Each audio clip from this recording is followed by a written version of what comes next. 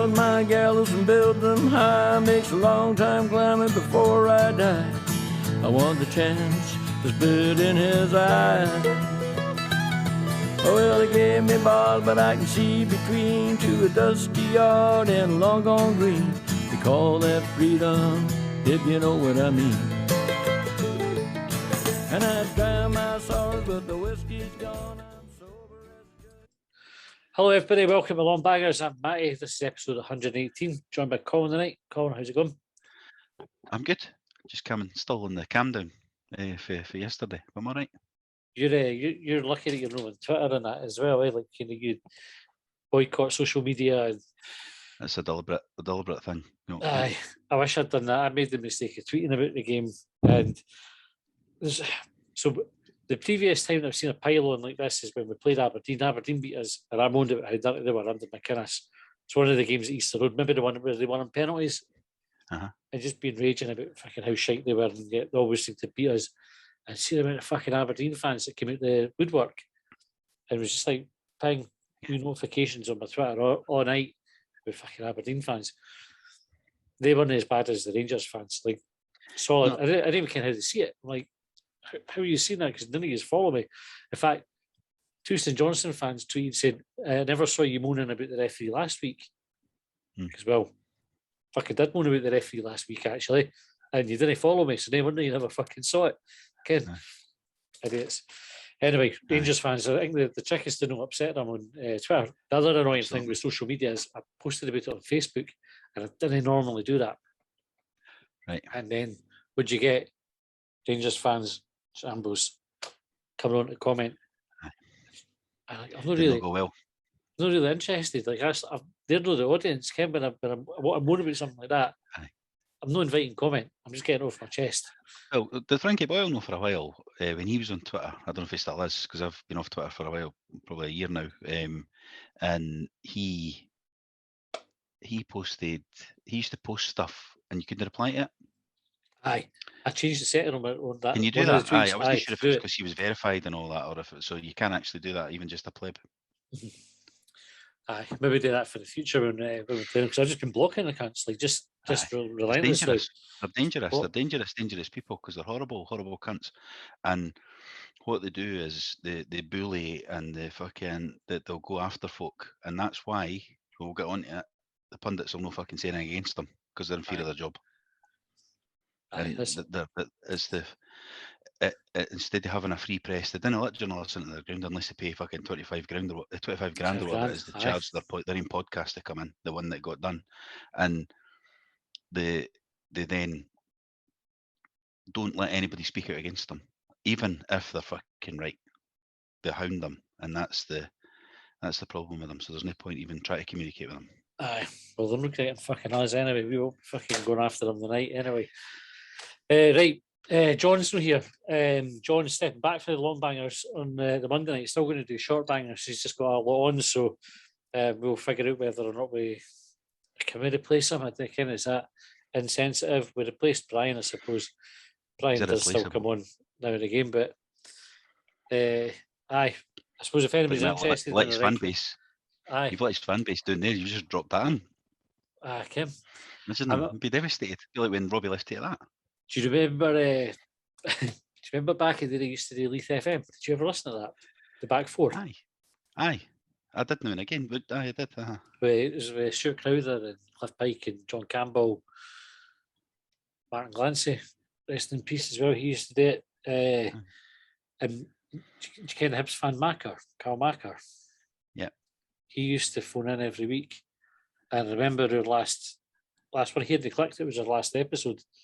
And the last one I phoned in and we dropped the bombshell. And honestly, the silence, it's like you'd sucked the soul out of him. It felt terrible, eh? It's like a pure Macker. I'm sure he was on a date that night. I'm sure he just absolutely ruined the date night for him as well. It was just terrible. Anyway, so John will know, but he might nip in now and again. He's obviously got a spot here if he wants it, but if anybody's interested in filling John's boots, he lives can't reveal his address, especially on this episode. But drop us a DM if anybody is interested. We'll consider folk. No guarantee that you'll get on as well. Loads of folk will be interested, and you might be shite, or you might not fit in, or we might just not like you. So, no guarantees. That's very possible. Very possible. Very possible. But we will consider. We will consider it anyway. Right. Rangers 2, Hibs 1, or Nick Walsh 2, Hibs 1, whichever way you fucking look at it. First of all, right, before we talk about the game, Colin, no fans or no Hibs fans in the ground, petty as fuck or understandable? I think it's just an excuse, and they're just claiming the red zone excuse while they can. I think that's as soon as that red zone thing gets decreased in size or whatever, they'll have to let the fans back in. I think they're just taking advantage of it. Aye. Do you see the size of the red zone though? You notice that when they're playing, obviously there's empty seats. That's not as many fans as the away end can fit. They could definitely have had Hibs fans in there. But they had the Army boys in there. Aye, they could tell the Army boys to fuck off. Well, no, their faces, because obviously they're in the Army. I didn't mean it like that, but it's weird though that you can, like, we're struggling for spaces. So why have that that day? Just wait till the next time we go. When there is space. Or day against a team that doesn't fill the way end. Well, Ibrox. Yeah. Do you think it gives them a bit of an advantage when they've got a full home crowd and the away fans in? Well, I think yesterday shows us an advantage, but what does 1,000 make that much of a difference in terms of the noise? There is a noise, obviously, but that noise for to get Porteous sent off yesterday would have still been as loud, or probably would have been. Off it. But there's no claim back like some of the other decisions. There was no 1,000 people shouting for something. Aye. So that's maybe the advantage more than the one they got anyway with Porteous. Aye. Are you in favour of I can fire in with the close questions tonight as well? You thought well not to say aye and no as well, which I ken you fucking love doing as well.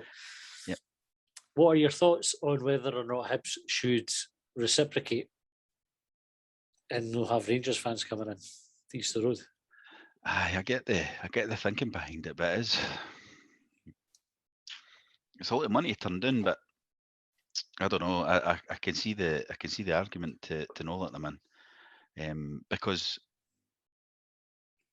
if you do it and then we change your mind on it because we can't afford it, they'll come the next time anyway. You know what I mean? It's not like they're going to boycott us forever. So if you do it the next time, just to say fuck you back, like what Celtic have done,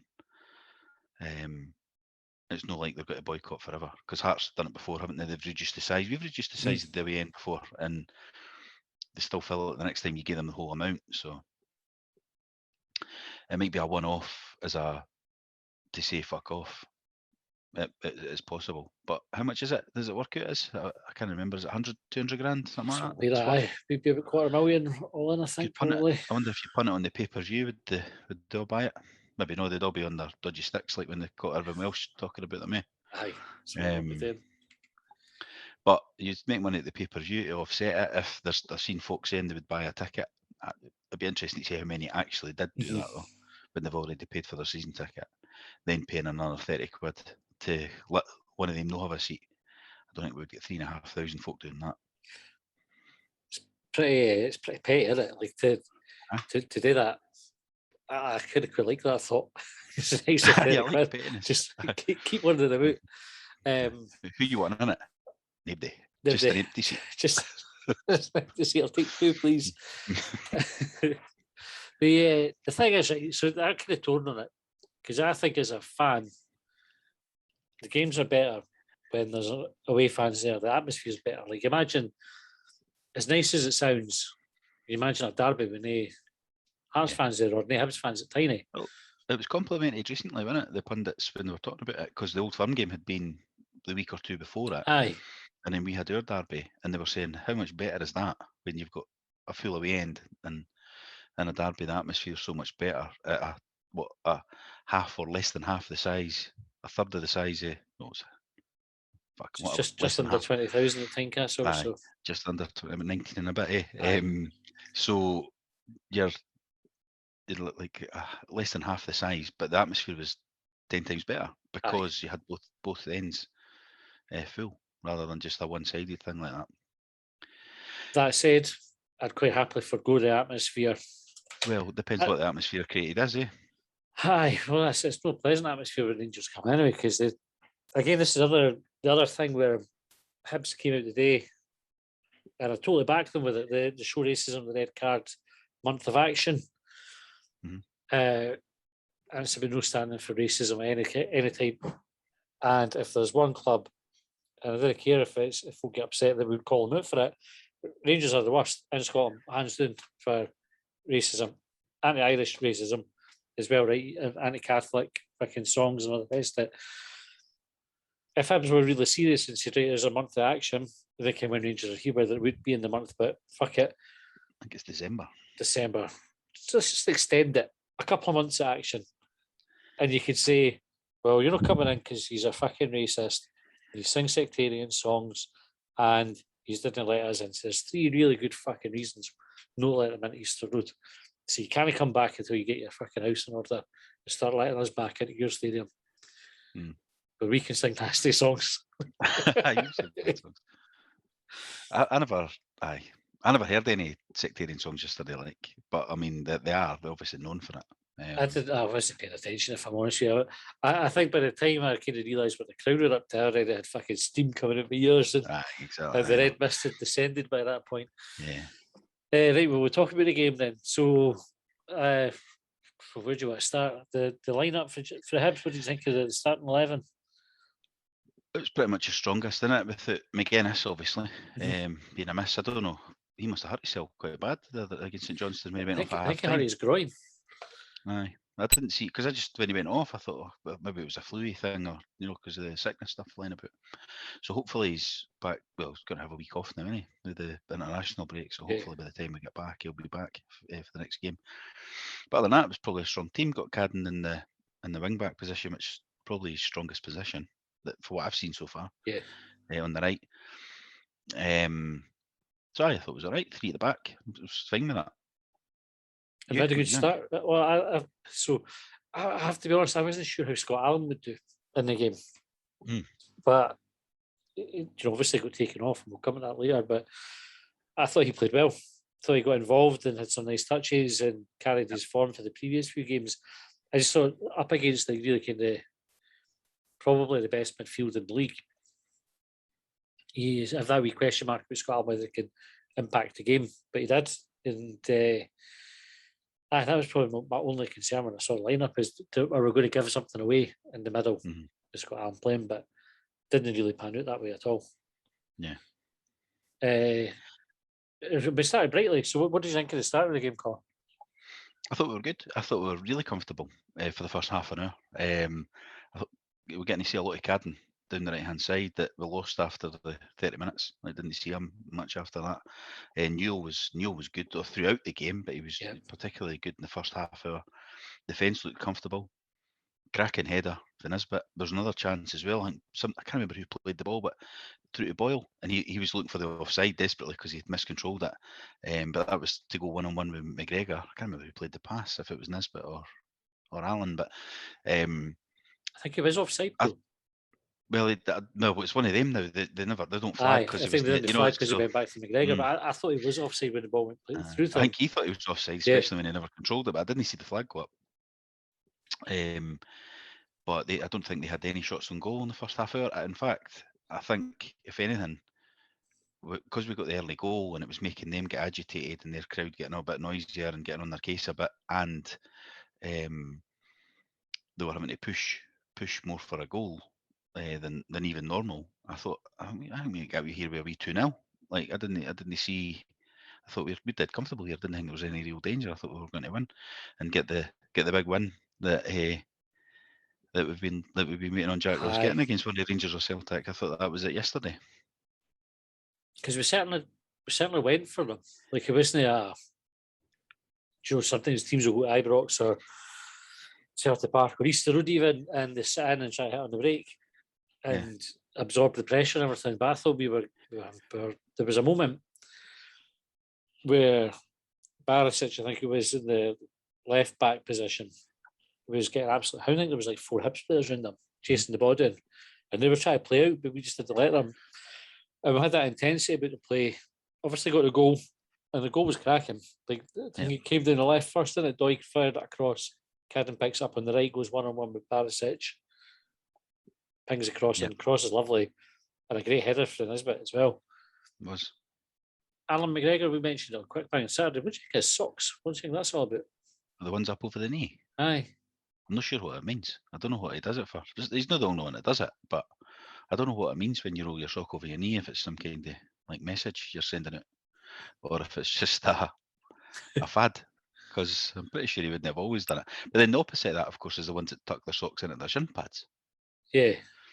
Or they wear the baby size socks. Aye, they've rolled down. Like Jack Grealish. Yeah, or Gogic sometimes does it. Gogic does it, aye. I guess if you've got good calves, you do the shin pad thing. Aye. If you've got like knobbly knees, you pull the socks up over the knee or something. James McGregor's maybe got varicose veins or something like that. Maybe. Could be. It's maybe gout. He's trying to keep the heat in or something. Right, Billy Thompson that played for Dundee United, he used to wear tracky bottoms, didn't he? So he did, aye. Leggings. So leggings, eh? Aye. Didn't see that so much for goalkeepers these days, eh? But if I'd even background, you didn't see that much. But Billy Thompson definitely, I wonder if I had a reason for it. Aye. Text us 80295. Why did Billy Thompson wear leggings? And they'll have definitely done that already on Off the Ball. That'll definitely have been a topic, aye. They'll build a team of the week out of it. Players that wore leggings or something. Players with knobbly knees or some shit like that. Well, anyway, right. So McGregor missed it. Obviously, never had a chance with the header because it was so well placed. We had that other chance, and then, Barisic. What's the boy's name? The midfielder that went in on Doig. Oh, Lundstrom or something, is it? Lundstrom. That was in the first 5 minutes. First 2.5 minutes. Right. So we'll talk about Porteous' red card in a minute, right? Because that's probably the major moment of the match. We didn't even get a foul for that. Okay. Or a replay.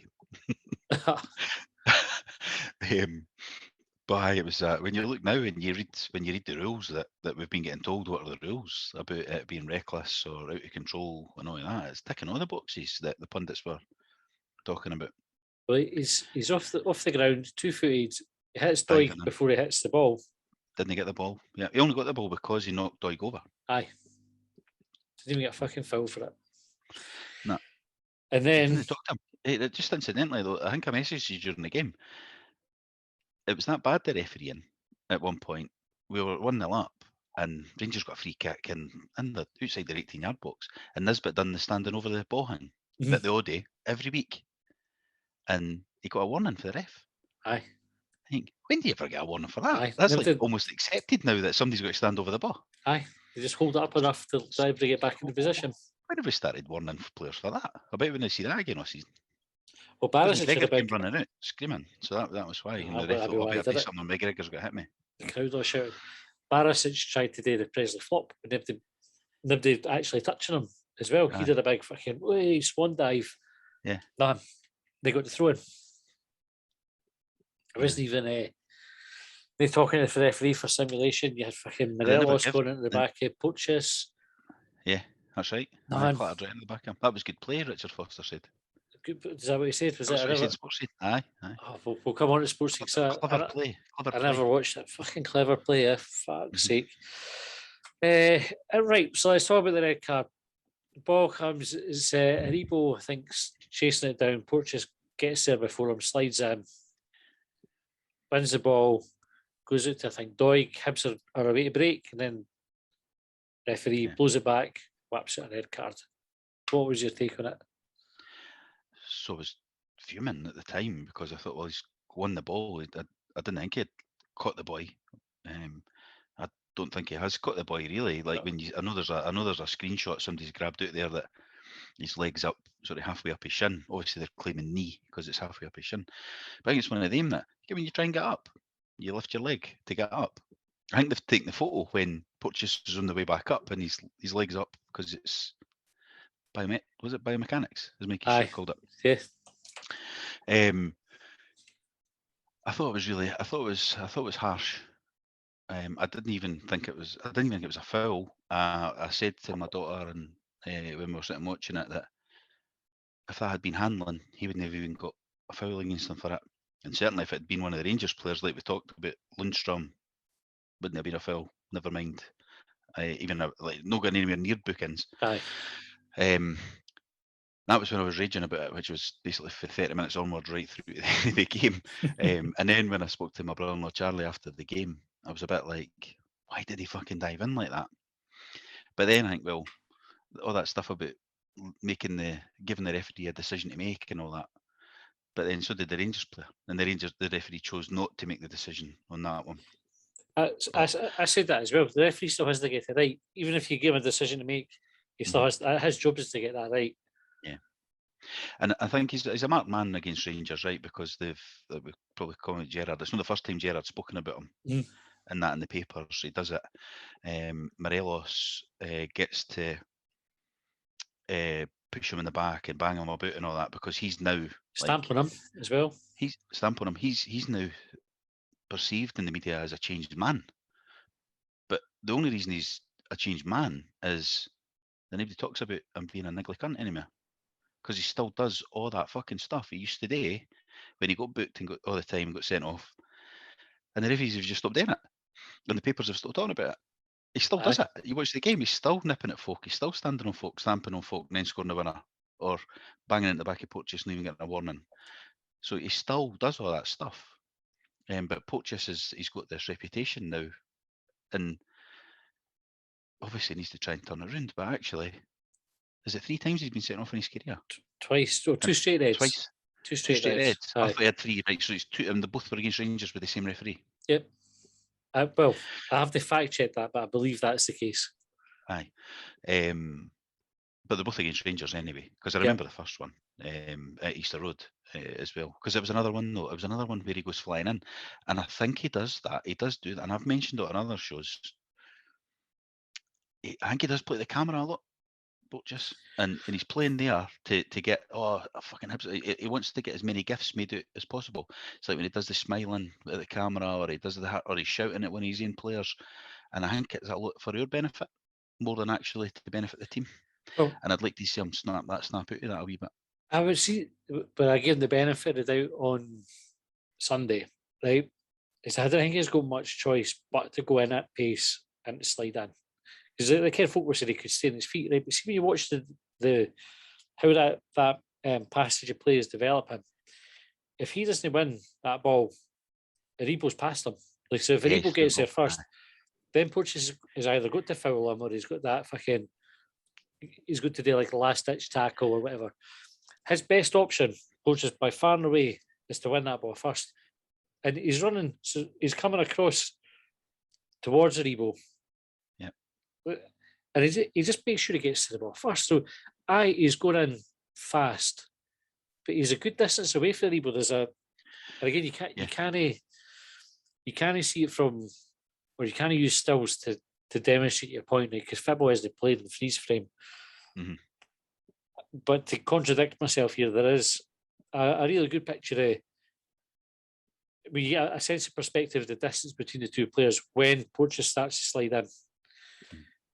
And Aribo carries on moving towards Porteous, and I'm not saying Aribo's at fault, and then vaults him and pretends he's hurt for fucking long enough that the referee goes and sends Porteous off. Mm-hmm. But I think Porteous has to go in the way that he does, or at least go to ground at speed in order to stop that. Like if Aribo wins that ball, they're through and goal because their defensive line's high. Porteous is the last man at that point. So I kind of cut him a wee bit of slack for that. I just think, what else? I try to put myself in his shoes. Obviously, if I was younger and fitter and able to play. Rolling back the years, right? Rolling back. If I rolled back 3 years, I would have been looking at the same tackle. I'd gone in and like I obviously was never as physical as Porteous is, but he's every right to be physical. He's not even made contact with the boy. And I kind of talk about intent. Porteous' intent is to win the ball, which he fucking does. He's no endangering anybody because he makes sure he wins the fucking ball. He gets there first. it's You no, did. it's And no you can't- reckless. Well, I was going to say you can't argue with that, but obviously you found it. You fucking can, right? Aye, you 'Cause you've can. been looking for it. But I think he was thinking, I'll get the ball, and if I catch the man, I catch the fucking man. I've got the ball first, though, because he was clearly the favourite to win the ball.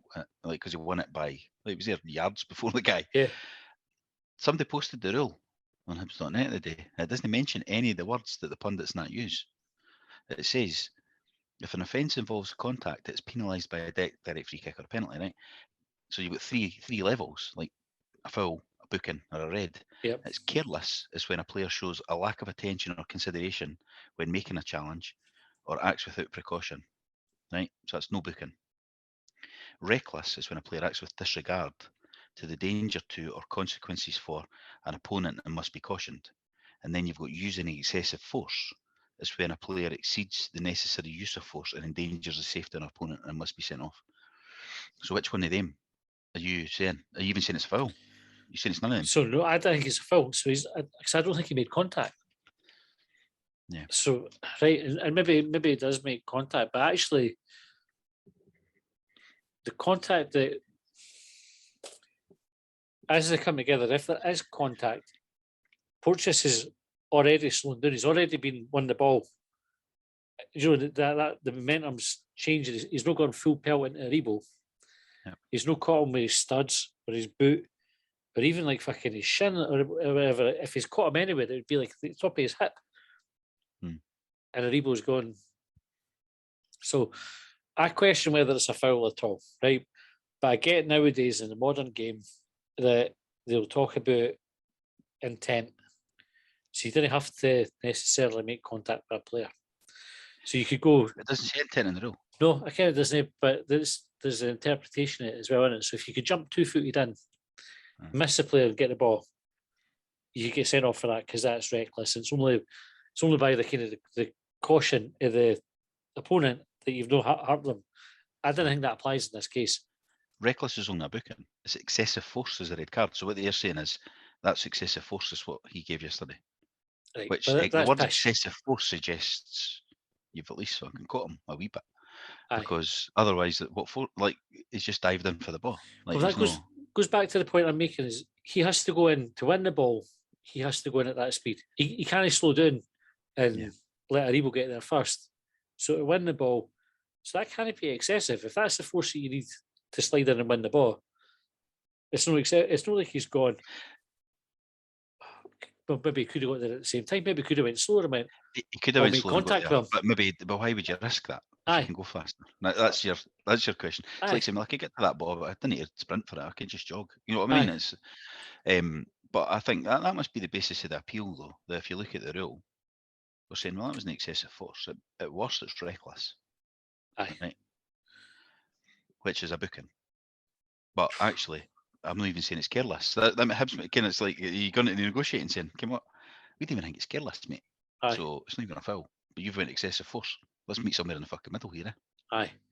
Because if it's careless, he's missing the ball. And because I just think he was in control. He came what he was doing, and he did what he wanted to do in that move. He did. You came with the careless would come in or reckless would come in is that he never got the ball with his leg. He basically sat on the fucking ball. He was coming that fast in. Well, he missed it. Aye, I think that it hits his foot and goes under it, doesn't it? Yeah. And it ends up coming off his arse. It's like he touched and went right over the top of it. Like, you know, he's and because he was going that does that not suggest out of control or like playing devil's advocate on it? Well, I was actually going to say about the devil's advocate thing because a couple of folk tweeted about it, right, and made the point. I'll credit them later on when we go to do the talking points. All the pundits called it a red card. Yeah. So. Oh, the sports team ones. I don't know about the radio guys. I didn't listen to the radio. Oh, they came at the radio, but they certainly did on fucking Rangers TV. Right, know that that's your barometer for these things. Pat Stanton was doing Hibs TV. He didn't think it was. Did they know? Right. No.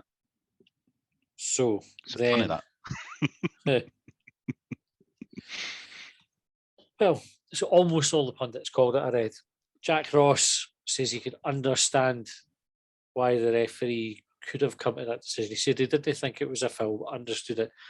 And actually, there is an angle, if you watch it, if you were Matt Macy, for kind of where he was, that angle, it looks quite bad.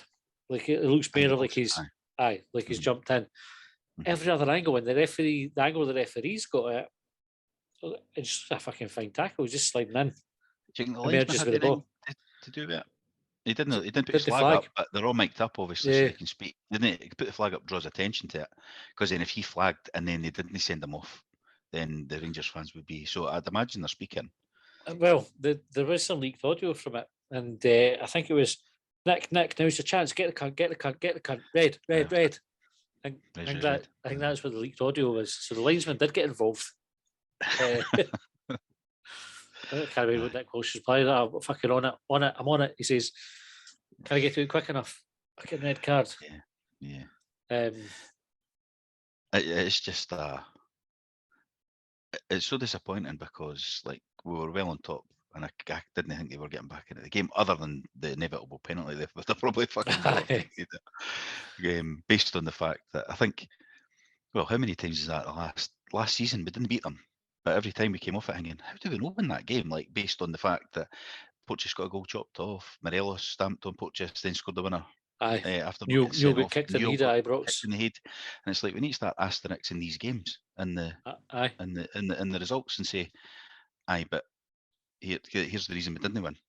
You know what I mean? Because it's like every time we play them now, they're just pulling a fucking huge decision in their favour. Not just like the nippy ones, like you're going, oh, we didn't get that throw in, like the ones we were talking about last week against St Johnstone, in the accumulation of shitey ones that you didn't get. These are fucking game-changing decisions, and they're never going in our favour against Rangers. We had one with Boyle was offside, and he crossed it for Deutsch to score the equaliser, Easter Road. Right. Okay. So there's one that we've had in our favour. And offside's an offside. I know that's just I'm conscious about. None of the other ones are offside. They're blatant penalties or red cards given or not given on both the cases there, and a goal chopped off. Not fucking just a wee offside decision that the linesman's just judged wrong. You know what I mean? It's proper fucking refereeing mistakes, not linesman mistakes. These are how's that not a penalty, mate? He's just fucking kicked him in the head. Well, you've got see, if it was me, right? If I was Jack Ross and the next time we played Rangers, so it's a cup semi-final, be the next time we played them, I'd be fucking listing them. The press conference before it saying, what we hope is we get the rub of the green, because in the last however many games, and like you just said, goal chopped off for fucking nothing, penalties no given, red cards no given. Sportscene laughed at that one because they're like, we have no idea why they got chopped off. They couldn't even debate. Like, kind of normally you can go, oh well, maybe he went over the top of the ball there, or oh, he never meant to stamp on him, or whatever. This one, they couldn't even put a defence up because they had no idea why it was off. Nobody knew. How crazy is that? You can't even do the devil's advocate argument because you don't know why it's fucking. You can't see the other side. Stop letting no fucking getting that goal. It's like, fucking crazy. But you're right, list it because that's what they would do. That's what Gerrard would do. That's how Porteous gets the reputation. And actually, it goes back to the thing, Hibs fans buy into it as well, because I was reading on .net on Twitter, folk having a go at Porteous for it. I fucking stand by Porteous 100% for his involvement in that. Ken folk will say that you shouldn't go to ground, or you shouldn't give the referees a decision to make. But I've explained my rationale for why I think he was right to do what he did. Porteous doesn't get sent off all the time. But we talked about it there, 2 straight red cards that he's had in his career. This isn't something he does fucking habitually. They get some. I thought he had more red cards than that. Is it just straight reds you're saying too? Is it? 2 straight. Hold on, he's definitely had 2 yellow cards. I'll Google it. So I mean, two's not bad. Like when you think he's nearly 23, I think he's over 22 and a half or whatever age he is now. So he's getting on a bit. Like he's no a young laddie anymore. Yeah, but he's the way that he's spoken about in the media. The way that fucking numbnuts Steven Gerrard fucking talks about him. You would think that every week he's going and getting fucking. Mm-hmm. You can't really solve this. You can't even solve it though. No, get sent off. But that's it. That's what Scott Brown done. Because when Scott Brown used to get all that chat in the papers too. So he's only had 4 yellow cards this season, right? So we're 9 games in. 4 yellow cards and then a straight red. I'm just going to see if I can change the... 8 games, isn't it? 8 league games anyway. All right. Well, actually, the 4 yellow cards are in all competition. All right, okay. Right. So last season, I'm waiting this updating. This is interesting for the listeners, eh? I can't talk among Yeah, yourselves. we can't have any fucking red cards he's got, you daft bastards. Well, fucking, you don't get called it before the fucking show. No red cards the season before. No. And then his first season, a red card against Kilmarnock away. Was that the handball? That was a handball. That was ridiculous as well. Aye, that was a Was that fucking that one? nonsense, that one. And then another one was against Rangers. Was it the Kilmarnock one with the handball with the penalty when Lennon went fucking banzai Aye. at Clancy? Aye, that one. Fuck me. So, Fuck me. So you said 3, and yeah, exactly, that's his 3. Like unjust, at least for 2 of them. but if you go around and ask fans of other clubs what Poch is like, even some Hibs fans, they'd say he's a fucking thug, he's a wannabe hard man and all the rest of it. I think he wants that image though. I think he does, but He's creating that image for himself. aye. So he'd be quite happy for him to say that. But he does all that stuff, doesn't he? He tries to, he does. I think he does. I think he wants he's a that. physical player. I reckon if he's seeking the attention, I think he's just a physical player. But he's obviously not a dirty player, which is the point making. He picks up a lot of bookings, and that'll add to the perception. It doesn't though. That's what I was saying. Even half the games this season, half the league games this season, 4 out of 8. No, that's all competitions, right? So that's European and everything. Aye, European League Cup and so on. Aye. That first season when they had the 2 yellow, the 2 red cards, 3 bookings. So he's he's no like 1, 2, 3, 4, 5, 6, 7 yellow cards the season before. Like it's the last season, 7 yellow cards, no reds. That's not a lot in a 30, 40 for a centre half. So somebody says, no, maybe we should make more of that. Maybe we should make more of that, and because that is a perception out there that I thought he had more than that, more yellows than that. Feels like that. It does feel like that. And then even look at the fucking nonsense bookings he gets. So last week against St Johnson, he gets fouled and then ends up with a yellow card. When who was it? Chris Kane. Chris Kane pulls him back. That's right. Yeah. And then but you know what? It's one of these, right? So it'd be good to get whoever takes that to the referees' meetings, because they'll sit there and go, "Oh, fucking Poch is a pain in the arse," right? And that's how they'll do it, and that's how they then come out with that in their mind that I need to keep an eye on him. Hanlon could go and kick somebody a lot worse than Poch, and he'll get away with it because he's Mr. Nice Guy in that. Can see me Stevenson and that, they'll get away with it. They didn't get spoken about in these meetings, because that's what probably happened with Morelos back in the day as well. They're like, he's a fucking pain in the arse. So the referee's actually keeping an eye out for it. It's like Liam Craig at St Johnstone, because he's in the rear all the time. They'll be going, "You got St Johnstone on Saturday?" Oh, fucking Liam Craig. You know what I mean? And that there'll be a player at most teams that they keep an eye out for, keep an eye on, because they'll talk about them in their wee WhatsApp group, and that'd be brilliant to go in their WhatsApp group, the referees. Fucking hell. Get that, can we get that out of the get that rolled out and the freedom of information? But I mean, I don't know. There is a perception out there. We need to maybe try and clarify it for the laddie. But I do think he does want the hard man thing, and that's why he throws his cell in like that at times. I think that's his game. I think that's how he plays. I think he's an aggressive centre half. Do you get them? I think, but when you throw, that's all right when you're going for headers and that was what a big miss yesterday. Like when a man down, obviously they can get better crosses in because they're harder to close down, and they're missing the best header of the ball at the same, all in the same, because of the same decision. But he doesn't. He's not throwing his cell about. So he wants a hard man image, but on the other hand, what's his name? St Mirren manager says he throws his cell down easy. Aye, good one. So is he? I don't know. Is he a hard man or no? Because he's on one hand he's a Presley plunge guy, but on the other he's a hard man that throws his cell into tackles. But so there's a bit of contradiction in there. But when he throws his cell into tackles, he's on his arse. He's not throwing his cell into tackles like a big solid 50-50 that we've seen maybe McGuinness doing this year. He's on his feet and they're going bang. He's on his arse. And if you're on your arse, the referee's immediately thinking, what one of they three? Is that a booking or a sending off? This is true. This is true. But then I suppose the counter to it as well is he's often, so he's still a young player. you'll also often see the most physical of the opponent strikers matched up against them as well. Yeah. And so he has to kind of give as good as he gets. I don't know. He needs to do something about it, or the club do, because he's no young anymore, right? We keep treating him like he's a young lad. He's nearly 23. It's a fucking young Colin, It's young, but it's no young in football terms. Really, like he's a first team player now. He's played nearly 100 games. He would have more if Lennon hadn't played him with a dislocated fucking knee. Like, so he would have a lot more games. He's had plenty of time in the first team. He's been in Scotland squads, full Scotland squads. He needs to try and turn that perception round.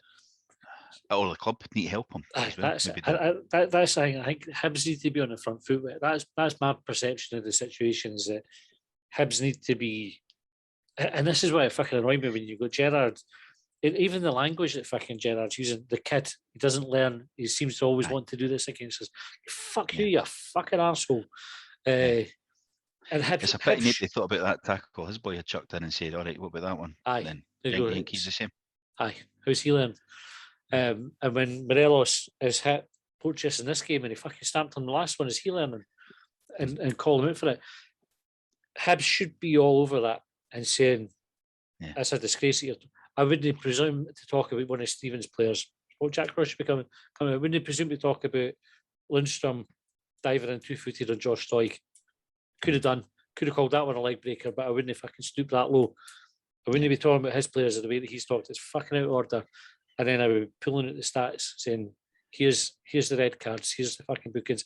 And by the way, the 2 red cards, know that we're implying any lack of integrity for the referee. Same referee, same opponent each fucking time. And by the way, Rangers haven't had a man sent off in about fucking 2 seasons. Domestically, in Europe, they've had a few red cards. Fucking that's funny, eh? Funny that, eh? But no, I agree. But did we not do that thing last year to some extent? Porteous. They did it with Boyle. The most fouled, but did they know that with Porteous saying he's the least booked or something, centre half in the league or something like that? I gave the least fouls away. But I mean, I don't know if I'm just making that up, but or if I do remember it. I don't know if I'm checking my mind, but they definitely did it with Boyle. Aye. And to be fair, that see on that, talking to the pundits now, right? So it was McFadden and Amy McDonald's husband that were on Sports Scene last night, right? And they both went red card, no doubt about it. So it's a leg breaker. No, that's right. That apparently Neil McCann and Sheila Kerr were talking about on Rangers TV, and it's no leg breaker, right? Because they never fucking touched the boy's leg for one thing, right? But the I can't even remember who the pundits were. I can't even remember if it was Motherwell Hamilton we played last year. Somebody came and got sent off, absolutely fucking cleaned Boyle out on the touchline, the West Stand touchline, right? Cleaned them out. Aye. And then you look back and you go, oh, Boyle got out of the way of that. So then folks started, the pundits were saying, Boyle made the most of that. He got out. And the boys just went in. It was Hamilton. I think the player was called Hamilton. I can't remember if he played for Hamilton or Motherwell. It was Hamilton. Sure. Absolutely. I'd love to see who the pundits were that night on Sports Scene, because if it was McFadden, you'd go, James, see that tackle? Go and talk to me about how that's a different red card and that's the Boyle making the most of it. Aye. Because I mind being outraged at the pundit. I mean, showing folk at work that I work with doing in England going, go watch that tackle, getting on the BBC highlights, sharing it over Zoom and that. Go watch that and tell me if you think that's a red card or not. And they go, oh, you fucker on first viewing. And then they would go, oh, wait a minute though, they kind of jumped out of the way of the boy. Right, but that was what they would do. But you think, well, is it a red card or is it not? But then I suppose, I'm saying, am I contradicting myself here by saying that was a definite red card last season, but Porteous was all right yesterday. So consistency though is what you want. But am I being consistent? I don't know. You're just highlighting an inconsistency to the pundits. But it's frustrating. It's frustrating that anybody else in the pitch could have made that tackle and not get sent off, in my opinion. I think you've got evidence for Lundstrom's tackle that, in fact, Barisic comes in later and fucking... Oh, that's a shocker. That's a shocker when you clean Boyle it. Aye, you talk about, what were the definitions? Reckless, careless, and excessive force. Careless is nothing. Reckless is a yellow, and excessive force is a red. That's at least reckless, minimum reckless. Minimum reckless. But I would say, except if your elbow's correct and there's somebody's fucking cooping and just to be knocking them out, It's funny because he done that and it hurt his jaw. When he done that. Did you notice that? Mental. It's like I've never hit somebody with my elbow and went, "Oh, my jaw's sore." But all the bones are connected. You know, it's maybe just it's vibrated up. And Jawbone's connected to the elbow bone. Aye, Is that he's how the song goes? he's already had a bad injury or a bad accident when he did the dive. So it's maybe just kind of a knock on for that. Okay, what he done there? He lay down long enough, pretending he was injured, for Walsh to forget that he had just about fucking sparked boiled. Walsh just fucking ignored it. Just ignored it. So we got the free kick, but he That didn't could be get a retrospective. That could be a retrospective as well as the other one. Well, I think if anybody's talked about it again, because it's trial by Sports Scene, and was it on Sports Scene in highlights? I don't even. Well, so I just didn't rewatch it all. I went fast forward to them talking to see what they said rather than watch the game again. So I don't know if it was, but they certainly never spoke about it after the game. No. And that was the worst tackle. Morelos on the back, that was all right. Morelos banging at Porteous, that was fine. Clever was play. Porteous was a shocker. It's a leg breaker, and then that was it. Just the goals in that. Aye, but actually smashing it at somebody's head. I never got spoken about after the game, and the 2-footer for Lundstrom, fine. So it's in the first 5 minutes. So it's the first 5 minute rule. You can't get sent off in the first 5 minutes. We've spoken about that before. That's an unwritten rule. So, and I suppose the frustrating thing is that the players that were involved in the goals could potentially have been off the park had the referee done his job. I mean, Barisic should definitely be, because he picked up a booking late on. He should definitely have been sent off because he should have already had a yellow card, 100%. I think there was a period after the red card where the referee just appeared to totally lose control and was just booking head for his left, right, centre. Scotland got booked fucking going off the park. Yeah, was that time wasting, Jank? Or dissent? Did you ever find that out? Do you ever get to see? Not the referee's report, but I'm sure there's something for it. Because it could have been dissent or it could have been time wasting. Because we were 1-0 up and he's. They said they'd put number 22 up first. So he's 23. Doyle Hayes is 22. I think, or maybe Cadden. Doyle Hayes, I think it is. Yes. They said they put 22 and then changed to 23. So Alan obviously would have been looking at going, that's no me. So I'd be surprised if it was time wasting. I hope he said something to the ref. I hope he's just going, you fucked us here, you prick. He might have sent him off for that. Aye. He would, if he called him a cheat, he would have got, you fucked us here, you prick, he probably would have been all right because question his integrity. If he said you cheated here, you'd get a red for that. Aye. Do you think it was the right sub? Do you think it was the right sub to make? Yes. Yeah, because, was Wood on the bench? No. Apparently he's I read it. Is he with England? He's away with England under 20s or something. Right. So in that case, we've got to get another centre half from. Although you could have, I suppose, been McGinn and Hanlon at centre half and pulled Doig and Cadden back in and then bring Boyle back to fill where Cadden's been. So you didn't necessarily. Boyle and Nisbet off as well would have been the other one. And aye. Go one up front. I don't think you could have taken him off. Like, we were. You could have, in theory, but I think if we'd done that, we would have been totally toothless. Not that we threatened much after that anyway, but they're our best chance of scoring. I was going to ask it. This is we'll need to take Allen off and bring him McGregor now. Was what I said in the house. So I did expect that to be the one. But I just wondered if anybody disagreed with it because you could have tinkered with formations and that, but you didn't bring McGregor on. You think, well, he's got to come in and be a hard man with fucking them. You know what I mean? He is a proper hard man. Well, and he doesn't seem to get caught out as much with sitting on his arse. He gets away with it, McGregor, because he's such a fucking brilliant. Challenges. Cowie's ribs, mind. That was one of the best ones at Tynecastle. Do you get a yellow card for that? Or not? Or none? I mean, definitely not go sent off. Why did he just kind of gets up against the referee? We wave, just toss back. There was a European game as well, He won the free kick for that. That's my favourite free kick we've ever won, I think. Where, because it was the Jack Sparrow boy, wasn't it? That was it'd been nippy or game, and McGregor just fucking proper done a number on him. Referee's got free kicks. When I watched it, I was like, "Oh fuck, he's off here." It was certain McGregor's getting sent off here. No complaints about it at all. free kick Hibs. Fucking beauty. Yeah. Aye. But I don't know what it is, but then McGregor doesn't. So the risky hammering the laddie, the man.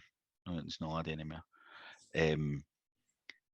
McGregor has done these tackles and put big heavy challenges in, but he's no. I always get the impression Porteous is doing it for the benefit of the camera or for the Hibs fans. McGregor's just doing it because he's a big hard bastard. Maybe McGregor totally bodies folk, right? Like he fucking chucks folk out the way from him. Yeah. I love Darren McGregor. It's interesting. It's interesting how players get different treatment for referees. Yeah. Jack Ross was really upset about really angry. He said about the goals that were lost. Do you think he's right to be? It's just more of the same, innit? More of the same. So I know a lot of folk were saying the first one was offside. I'm not sure. Like I've seen the stills, I've seen the Photoshop for it as well. I did. But the stills, you can't tell for the stills. Watched it on TV, sports scene. Can't tell because they've not got they didn't seem to have a camera angle in line. So from that angle, it's really hard to say if he's offside. It looks tight, so you're meant to give the benefit of the doubt. Or that was the rule at one point. He's not marked. That's the problem. He's on his fucking own. That's the biggest problem. Rather than see if he's onside, see if he's offside. You should still have fucking marked. Aye, should still be somebody. You know what I mean? He's on his fucking own. Yep. He's like, so that was the disappointment there for me. The second one, it's so it's harder for them to close the crosses down, right? We've been moaning we should be closing the crosses down. We've already said it's harder because we're a man down, right? So we're a man down right away. But we've got the defenders in place. We have lost our best header, but we've replaced him with Darren McGregor. So who's good at that? Header, yeah. Normally. The second cross comes in and like I don't know if it was Hanlon and I'm not sure who was behind and Morelos is just in the middle of the two of them. And you think, fuck's sake. And then I think Macy should save it actually, because he's kind of fumbled into the net almost. I thought it was just a bit close, a bit too close to him for me to blame the keeper, but I saw he was getting a wee bit of criticism for it on Twitter. And I've been defending the boy. For it. You know, I've been defending him, right? And he's made good saves, and I think he gets criticised for launching the ball up the park and all that. When that's what everybody's fucking doing, but we blame the goalie for it. But I think he should save that, like, because he got a hand on it, but it's almost like he didn't extend his hands. It was like it's just reaction, wasn't it? It was like he just got something on it, but just not enough to. I thought it was poor, but he made a good save for Hadji earlier on, and his reactions were good there because it was coming through bodies of players. So he done well there, but that one, I thought he should save it, but then I thought we need to actually get a header on the ball, and Hanlon sort of mistimed the jump, and whoever was behind never came in to help. I can't remember who it was behind, but it was disappointing, especially that wee prick, you know, because he's a fucking horrible bastard. But it was a bit disappointing. The both of them, just more crosses. Like the amount of goals we were letting for crosses after that stat that came out. We were at Motherwell the first game of the season, and we had not let a goal in for a cross all season, all last season, and then fucking like every goal we can see feels like one. Like fucking hell. I can't quite work it out, like what it is that's causing it, 'cause it's defenders. Yeah. And I don't think it's the goalie, because Marciano didn't come for that many crosses, so you can't say it's because the goalie's not coming for crosses now, because Macy's came for more crosses than Marciano did. Yeah. So I'm not sure what's going on there, but it's really disappointing goals to lose. But when we're letting them we're a man down, so it's easy to get crosses in. Aye. I quite liked Jack Ross's comments at the end of the game. So again, he got a bit of stick for no sticking up for Porteous, but actually, if you listen to his full quote, he does stick up for Porteous, and he says how good he's been for him and how good a defender he is and all the rest of it. And obviously, Hibs have appealed the red card. But he also said about we want to be a very good team. We're a good team. We want to be a very good team, and we should be winning that. We're 1-0 up. And that's what, like, the bit that we need to do next is to see these games out. And he said how he was annoyed that he had to be annoyed at the team or angry at the team. Yeah. I thought it was interesting. What did you think of his comments? I agree to him. I think it was a bit disappointing that folk took it out of context and took a sentence out of it and tried to say he wasn't defending the team or the club, because he said, there's one angle that I can see maybe why the referee's done it. You know what I mean? But I Aye. don't think it was a red card, is what he followed it up with. Or I don't think it's a foul. I think it's what he said. Aye. But we'll cut that bit of the sentence off so we can have a pop at him. It's like the same gang of guys that have been waiting on him to falter. Yeah. And they're straight out on it. And I didn't get it. I didn't get it. Everybody be angry about the decision and the fact that we looked very comfortable in that game, going to go on and win it until the referee decided to change it for us. Intervene. Rather than trying to blame the manager who set us up there and we're going to fucking win a game at Ibrox against the league champions. Aye. And fucking got stole for us. I quite liked what he said. I thought it was, if you were taking it as an indicator of where we are now as a team, I quite like that. It would have been easy to say, we were good, the red card changed the game and we're up against it. So we're proud of it, we fought well. So avoid that and come out and just say, actually, no, I was fucking angry. I know I said fucking angry, probably did in the dressing room, but I was angry at the players and I've told them it's no good enough. And there's shades of Lennon in that, because when Lennon getting upset at the idea that going to Ibrox was a free hit, and was like, there's fucking no free hit. We need to go there and win. There's an expectation that we go there and win. Yeah. And folks said that's been missing. And maybe that's the first time I think that Jack Ross has actually come out and said something like that to make you feel, we're quite close to where we should be there. Yeah, I agree. I think it was just this. The one comment about seeing how coaches can get sent off is a controversial part of it. Aye. Because we're 2 weeks to the next game, so we're talking about get the stats out, defend them, and you've kind of lost your opportunity right there by almost saying, I can understand that. Even though that wasn't the whole context of what he said. But you know what I mean? So the papers will take that out and say it as well. Jack Ruskins, it's a red card. That's the appeal might go. You said that you thought it was a red card, Jack. Good off, I can never. You know what I mean? Here's what I said. So it's a bit frustrating from that point of view. Aye. Yeah, what about that bit when Hanlon and McGinn were trying to clear the ball with their wrong foot? I think there was a question on Shortbangers last week, 2 weeks ago, 3 weeks ago, about would you pay a player half the money because they've only got they can only kick the ball with 1 foot. Like I'm sitting watching it going, I said to my daughter, I says, that's McGinn trying to kick it with his left foot and Hanlon trying to kick it with his right foot. That's what's fucking created that. And then Pat Stanton said it straight after. I said, see, that's what I'm fucking caring about football. Again, best player ever to play for Hibs says I'm fucking right. There's Matt Macy shouting at him after it, like, what the fuck are you saying? Pretty much was it like that. Get the fucking road. I'll catch us. See when they're there, you're just going, that would be such a Hibs goal to fucking concede as well. You see it going, we're not in any real danger, and then we've gone done that, and luckily we weren't punished. It's incredible, eh? You're on the edge of your seat as it is, and you're going, fucking hell. Sorted out. Right, anyway, so we had a wee late flurry in the game where we maybe looked like we might snatch something, but didn't really fucking materialise. So it ended 2-1. We talked a wee bit about the reaction there. We've already spoken about Gerrard. He was fucking getting big licks, eh? Aye. Big celebration. It was no shame at all. Like, they actually thought they deserved that yesterday. He said his team were in control of the game. The goal was against the replay, he says. Was it? Aye. I'd be interested to see what the stats for the first half hour were, because I was talking to my Charlie, my brother, earlier on, and he had says they're banging on about the stats and that. But like, you're doing to 10 men for 60 minutes, right? You're going to give up possession or territory or whatever it is. But I'd be interested to see what the first 30 were. I might be wrong, but I felt we were comfortably on top. We were in there half a lot. We had a lot of the ball and we looked dangerous. Aye. Well, they said at half time, I saw the comment, something like 250 passes that Rangers had put together and we were at 90. Aye. But that's for the first half. And for 15 minutes of that half or more, we were doing 10 men. Backs to the wall kind of thing. But actually having the ball... passes, though, we were putting them under pressure. They were going backwards a lot. That's what I was going to say. Having the ball doesn't mean anything. Aye. If you're not doing it, shots on target, they never had a shot on target in the first half of the night.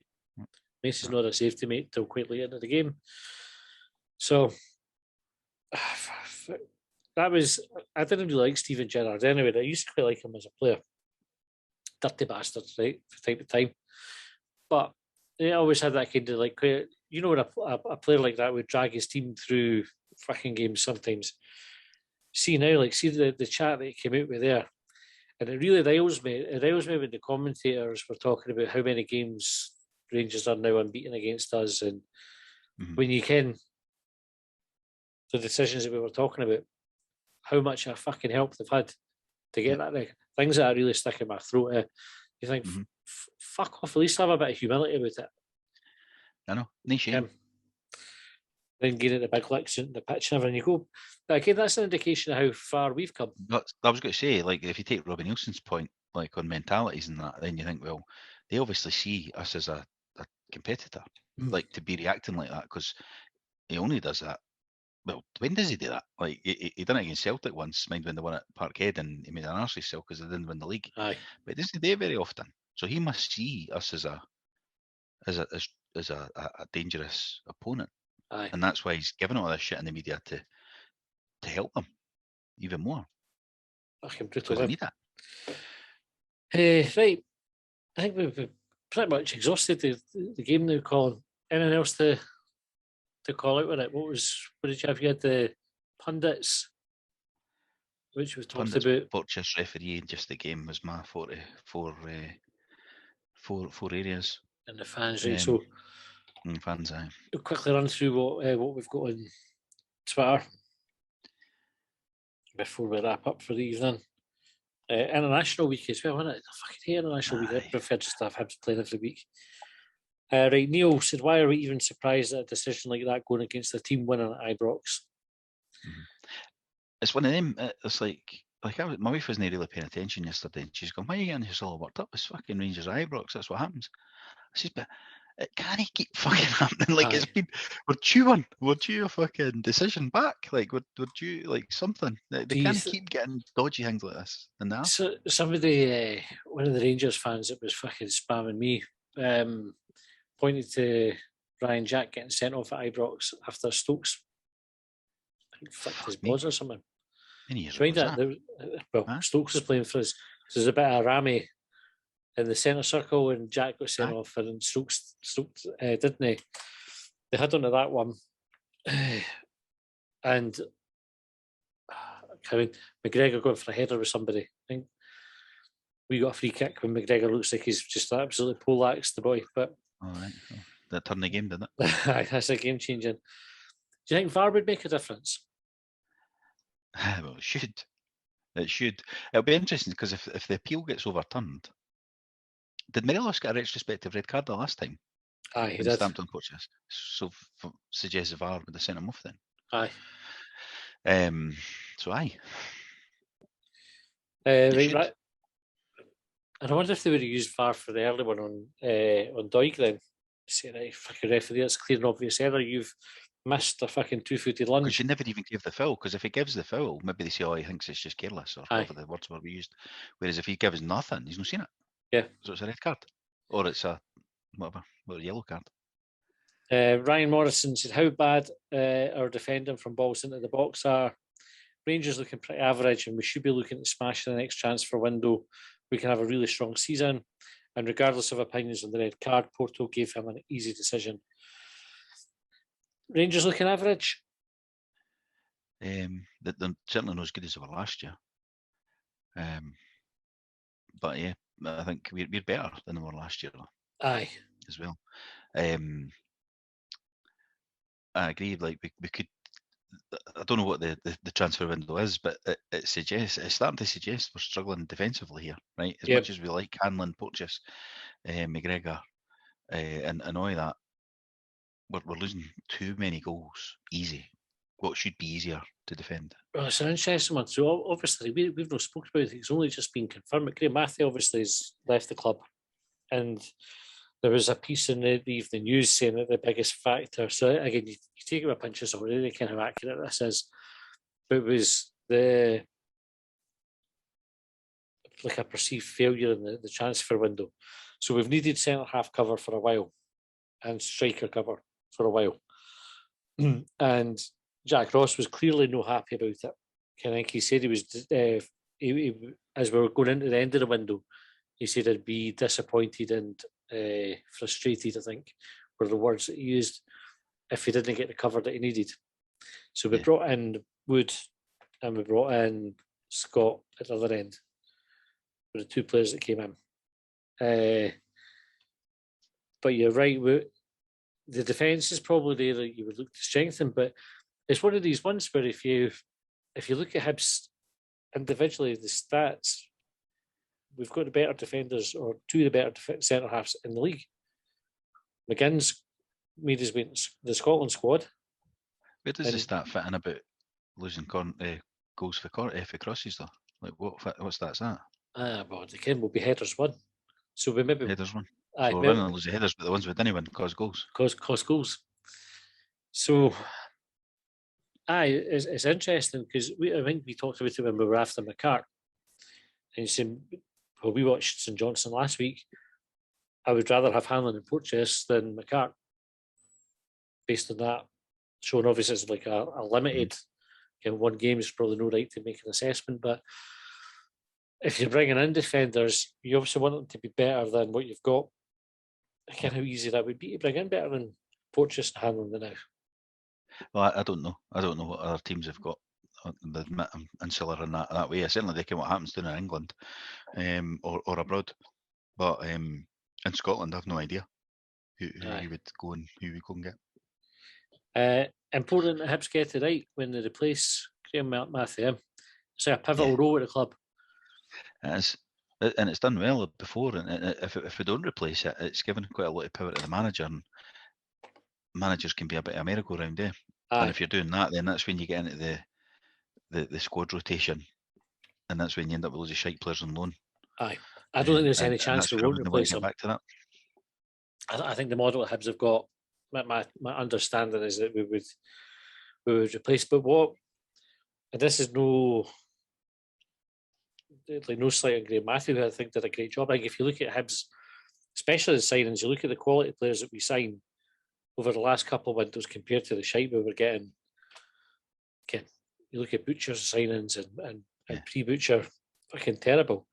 Like we're significantly better in that respect. But you look at what Hibs have done in other areas of the club since Ron Gordon's come in. Like, we've talked about on this before. Commercially, you look at how many fucking partnerships are. I mean, two new ones last week. Mm-hmm. It's like every other day Hibs are going, we've got a new fucking partner. It's a good thing for the club. But if you take that same logic that they get somebody who's going to take us on a level, then it could be quite an exciting time coming up. Anyway, Graham Whiteman said, why we can't deal with the match when we go down to 10 men. We seem to self-implode and the result is then inevitable. When was the last time we held on to a result when we were down to 10 men? You can? Can't remember the last time we were down to 10 men. It was the last red card we got, I can't mind. Don't know. Be interesting to see what games he's thinking of. That prompted that. I can't think of when we went down to 10 men last year late on in the cup game against Motherwell, won on penalties. I can't think of other games where we've had a man sent off that we were leading in that we've then went on to lose. I don't know. I'd need to go back and check. I don't know. Oh, we'll come back to that one, Graham. Alan Neil Duncan said, defending is poor for both goals, especially the first. You can't allow free headers so close to goal. This seems to be happening weekly now. As for the sending off, Porto keeps saying he will learn, but when? He is now 22 and has done this several times before, cost us the game. Well, I think we talked about Porto already in depth. Well, maybe you disagree with me, but you think he still could learn quite a wee bit, but I think they're anything wrong on Sunday. Well, he needs to do something. He needs to change something. If that means learning, I don't know. But he needs to change something in his game that's not drawing the attention of the referees. Aye. K-Bet in Sports said, can we speak about a little fraud in the middle of the park with the black outfit on? We did. Shambles. Fucking shambles. Soze47062, Alan McGregor's hair dye. What didn't they notice? Is it dyed his hair? No, is it grey? He just went grey. Is he not just gone grey? Is McGregor older than us now? Nah, he's still younger than us. I think. Is he? He still ages at the same pace we do. So Fuck's because sake. he's always been younger than us. Has he always been younger than us? We're fucking. You can't still be playing at that age. Like we're 43. Goalkeepers. John You're nearly Burridge. 44. John Burridge played when he was well into his 40s, didn't he? Aye. Which I think McGregor will be about 39. So it's not kicking the arse off it then. He's definitely dyeing his hair then. Aye. He's gone crazy, you know. He's Not that 39. it matters. He can fucking dye his hair if he wants. Didn't want him. There's loads of things that we can make him angry about, but we shouldn't really pick on his appearance. Apart from his fucking stupid socks. John McHugh said equaliser looked offside. Be nice if the usual camera angle from behind the linesman was available. I wonder if it had been Hibs that had scored and there was questions offside, how many times we would have seen that angle. Yeah. Strange there isn't a camera down there, eh? Aye. Like looking along the line. I'm not convinced there's no. Yeah. Anyway. Mike said, what's the fucking point? Corrupt to the core and ruined a great game of football. Although on the plus side, at least Brother Walsh had his annual membership to the lodge paid for after today's performance. Yep. I said at one point during the second half, like, I was just getting that frustrated and I was that angry at another decision like that against them. I was like, they should just fucking walk off the pitch and just say, have your fucking 3 points. Aye. Mind Hearts had, was it 4 men sent off at Ibrox one time? And aye. Chris Robinson was doing. Aye. That was fucking hilarious. Rangers one more in the game that got abandoned. Aye. Chris Robinson was doing there. I think Levine was in charge, maybe. And Robinson's waving. Oh, hold on. Was Levine? He had one when he was Dundee United manager at Ibrox, where everyone when I kind of care if it was like Rangers got like 10 penalties or something. But that's the one he talks about on the radio now. When you hear him and they say that referees just make genuine errors, he says that there was a referee, and I think he's named him before, but there's a referee that said to him, "You're getting fuck all today." Aye. And it was at Ibrox. I'm sure it was against Rangers. Okay, well, could have been that because game. He was going through all the mind he was no paying his fines and all that. That one. Just said, damn, I'm fucking doing it. And they kept doubling it. And he went, fucking double what you like, mate. Quadruple it. I'm not going to fuck. I'm not paying it, whatever it is. Aye. Shows you how long it's been going on, eh? Aye. That's forever. Brutal. Old boys will tell you about the 1979 Cup final and they'll get in the fucking, you know what I mean? It's like this. We were babies. And the folk are talking about it's been on for longer than that. You wonder if there is a point where you just, and you should, like, why should you accept it? It's hard because, like, what's the alternative? The alternative is you go, I'm not fucking playing them. But the thing that annoys me is about it is that they show no shame on it. And I say this is both of them. They've got all the advantages, all the money in that already because they've sewn all that up for themselves, right? So they've got all that. And then they still expect and get all these decisions as well. And you know, it's like, and then if somebody dares to compete with them and they get packed out of Europe, they go, there's no competition in this league. Aye. Like, there's only one competition in this fucking league. As soon as somebody gets half decent, you either buy their players or you get them fucking the best players sent off. Aye, the referees fucking sort it out. It's mental. Maybe they just need to keep making a noise about it. Just keep fucking playing it over and over. Saying, you can lead up to the games, just talk about the referees relentlessly and make it difficult for them. Although that might make it worse, because the referees aren't accountable. So no, they're not. No. So you say you end up looking at, and the media will not back you up because they're in fear of the Rangers fans hounding them. Aye, you'd have the situation Levine had where Jack Ross would be going, referees did this, and this, and the referee goes in the tunnel, Jack, you get fuck all today, mate. Aye. And then that's it, then you just have to suck up. Well, there was a story, mind we talked about the 2012 Cup final, right? Well, what happened with referees in that one. And I'm sure I spoke about it on the podcast before. So this was from Scott Lindsay, who was the CEO at the time at Hibs. Right? He says, we had made representation at SFA that we weren't happy about the referee because his record against us. Yep. SFA asked us along a meeting to talk about it, to raise the concerns. And so they get there for, say, the meeting's at 12 o'clock. They're waiting, so they're not ready to see you, have a cup of tea, and they'll call you in a wee bit. they were late, and while they were waiting outside the room, they announced who the fucking referee was for the game. Yeah. And it shows you the total contempt that they hold it if you do try to challenge it. It's almost deliberate. You just fucking sit there and drink that cup of tea while we just fuck you over. Aye. And then we'll call you in and say, oh, too late now. Aye. Were you worried about it, were you? By the way, you're not winning the cup. Yeah. Right, Jay Caldwell said, what did Scotty say to the ref? Cheers, you wank, is my shout. Well, we spoke about that, didn't we? Could be. Probably quite close to it. Mm-hmm. William said, could we have went to a 3 at the back and just played high and went for it? I thought we did have a 3 at the back. I think he's been after the red card. What did we do at the back? Like, did we not have 3? Did we not just put McGregor into the road? But maybe just no playing high was the bit that was missing for that, wasn't it? All right. Aye. It's difficult. I think you have to remember Rangers are a good team, for relative to the league. And it's going to be, and especially if they've got the fucking referee and everybody's on bookings, you can't go charging about the place. Ron Burgundy said, are non-contact tackles allowed in football? Aye. The non-contact ones, unless look reckless. Red card, and then if you actually smash into somebody, that's fine. Ricky said, are we looking at it with green tinted specs on? Almost everyone has said it was a red. And so he's put a clip of Dermot Gallagher. Oh, did he? I've not seen that. Did he say the same, aye? When you look, this is his quote, when you look at it, he's gone over the top of the ball. Luckily, he didn't catch the man as badly as he could have done. So he didn't get a red card. But there you go. I know, that's the thing. They're all saying it. I mean, and that's a neutral guy there. Although again, probably in fear of getting hounded at his fucking job that he's got with Sky. And that's it. That was the last point. It was about Dermot Gallagher. It's interesting that a lot of people are saying that it is only Hibs people that are saying that it wasn't a red card though. But you make a good point because of the pylon. When you look at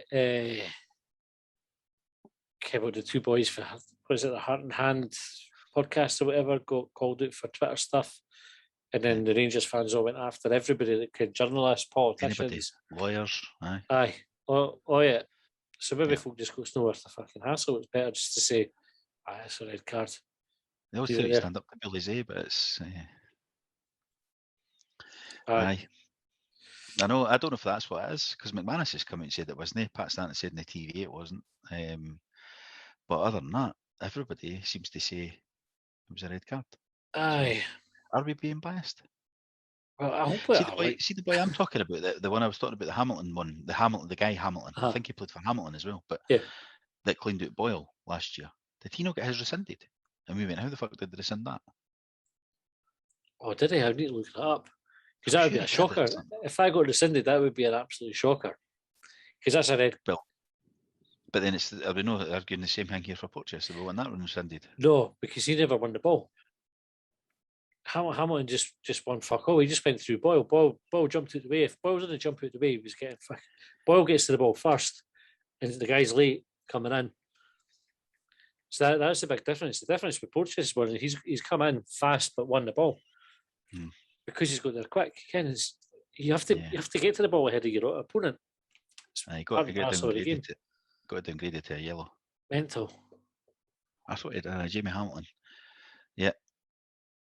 Hamilton he played for as well. That's where I was getting confused. I had Motherwell in my head, but got sent off 11 minutes into the game, and replay showed he did not make contact, so they downgraded his punishment to a yellow card. Oh well, I wonder if Hibs will take that in the back pocket for their appeal as well. It's this February this year. Aye. So it's even, it's not the same season, but it's the same year. So. Aye, that's annoyed me that I got rescinded. I'm sure did we speak about it? I wasn't on the podcast then. I would have spoken to you about it though, even though I wasn't on the podcast. Yellow card they got downgraded to. So they must have went reckless rather than excessive force. So I bet that's what Hibs are going with the words, saying it wasn't excessive force because he had to go that force to win the ball. He won the ball. Careless. So just to wrap up, what does Sunday's game tell us for the semi-final? They were due a couple of big decisions, eh? That's what it tells us. It tells us we've nothing to fear either. Yep. We matched them comfortably for the first half hour while it was a level playing field, as level as you get. They should have had a red card, obviously, themselves before that. But I think it gives us a bit of hope. I think so as well. I wasn't that optimistic about the semi-final until Sunday. I think there was a point we were 1-0 up and comfortable, and we played like we played against most teams. Do you know, like that, where the ball comes into our half, and generally we're quite good at winning the ball back and then just going on the front foot again. And that's how it looked. It was like Rangers are going to do the trouble on us. I think if we can play them like that at Hampden, we've got a good shout. But you need the decisions to go your way, or at least not get shafted. If the referee's just fairness, we're not asking for a dodgy thing. Just apply the rules, like that's all. Like, no, I feel like that's asking for that much. No, it's not like we're saying guess a penalty that isn't a penalty, or guess a red card that's not. You know what I mean? We're saying just see the rules. Just bend us over. Aye. Do it properly. Right, that's us for tonight. We are back on Thursday with Shortbangers. So I think you have a special guest for that one. I've got on my WhatsApp tonight. Get your questions in for it. We also need your questions for the live show, so please send them in. We do still have a couple of tickets left, not many. They are going, so if you've not got a ticket yet and you want to get one, you can DM me and I'll tell you how to get it. Still free ones to give away as well, but not free ones, but prepaid. Sorry, we have prepaid ones as well. So if you're not in a position to buy your own ticket and you want to come along, we do have some that have already been bought. So just let us know and we'll email you the ticket, and if they'll care about it, and we'll see you there. Until then, thanks for listening, and we'll catch you next time.